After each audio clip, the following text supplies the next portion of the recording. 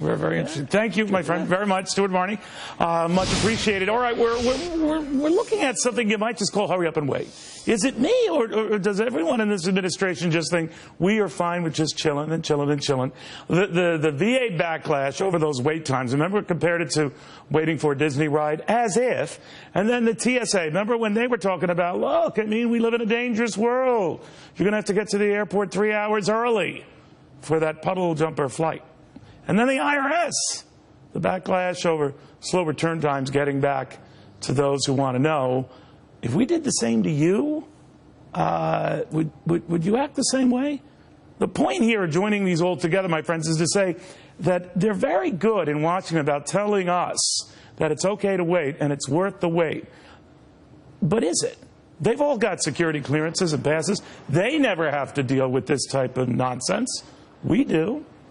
They never have to worry about the IRS coming down hard on them. We do. They never seem to have to fret much about, well, much of anything. We wait. It's worth the wait. When it comes to health care, it's worth trying a few hundred times before you finally can log on to a bureaucracy's website. That's all part of the fun. That's all part of the drama. That is all part of what the hoi polloi just have to do. Think about that. Think of the arrogance of that. And think about telling our vets that. You're waiting. Enjoy the wait.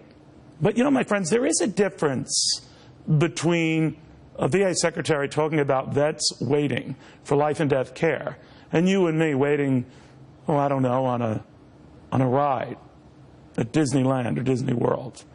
We're just there to have fun. Vets are there to survive. They're not having fun. The Washington Examiner's Sarah Westwood, former Army sniper Cody McGregor. Cody, end with you, begin with you. I find the dismissiveness over the top insulting. What about you?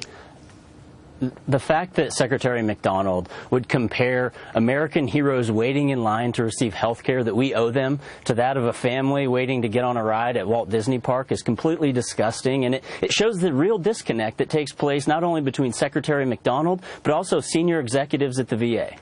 You know, I was watching and trying to understand, well, there's always a method to someone saying something. I've said many stupid things. That might shock you, Sarah, but I'm thinking that to sort of say, it has been common in this administration and bureaucracies in general, that's just the way it is. But if they had to deal with the same thing, oh my God, night and day, right?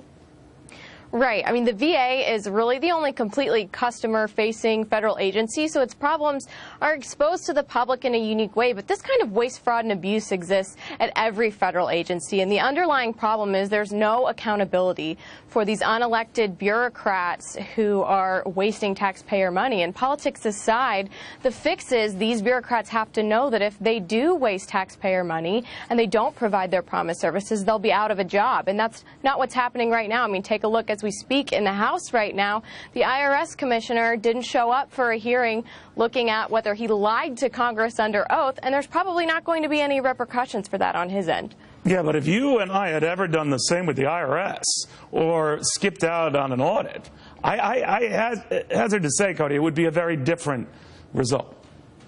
Absolutely, Neil. And the veterans community has been waiting for accountability and choice ever since a scandal broke in 2014 when 41 veterans died in line. And everyone's been waiting for the leadership that Secretary McDonald had in the military and in the private sector to come in and fix the VA. Well, unfortunately, his leadership is AWOL. And it's so hypocritical of politicians in D.C., Republicans and Democrats, who instantly rush to Twitter or to Facebook to blast Secretary McDonald for what he said when they, in fact, have the ability to pass legislation to give veterans choice and accountability. Brilliant point. Brilliant point. And you know, sir, what offends me most is this idea that, well, it's just accepted. But to say that the wait isn't the issue. The wait was the issue. When the secretary came on, that was the whole issue, to deal with the wait. The TSA problem right now is, what the heck is going on with the wait? The issue with the healthcare situation, what the heck is the issue with the wait to log on to a system and then the wait for the kind of care that was promised? All of this matters. Waiting matters. Lines matter. Sticking to your word matters. Preaching to people that it doesn't really matter in the scheme of things, that the end justifies the waiting means, is insulting to all who are waiting, right? Right, and one of the biggest factors contributing to this is that bureaucracies under President Obama especially have gotten too big. There's too many layers of bureaucracy for these organizations to function efficiently. And it's ironic that these institutions come back to Congress time and again and say the problem is that we just don't have enough funding. If you just give us more money, if you let us hire more people, somehow this problem will resolve itself. And it's really the opposite. These bureaucracies need to have the fat trimmed, and that's just not something that's probably going to happen in this administration. You know, Cody, I think of guys like you put it all on the line for us, and yet you're being compared to, you know, a big guy like me waiting on a line at Disney World for Pirates of the Caribbean, when it was your sacrifice that allowed me to wait on a line at Disney World for Pirates of the Caribbean. It is night and day. It is, you know, and you can have the best health care in the world, Neil, but if you die in line trying to get it, it doesn't matter. And we've got a VA system right now that doesn't have to compete. They get the same amount of money whether they do 1 MRI or 1,000. If we start making them compete with the private sector, they're going to start delivering a better product and delivering better care.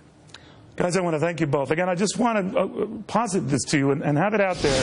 When someone tells you that the wait isn't a big deal, that lines aren't a big deal, I want you to flip it around to them, Republican or Democrat, and say, all right, then, why don't you take my place in line here and see how that goes?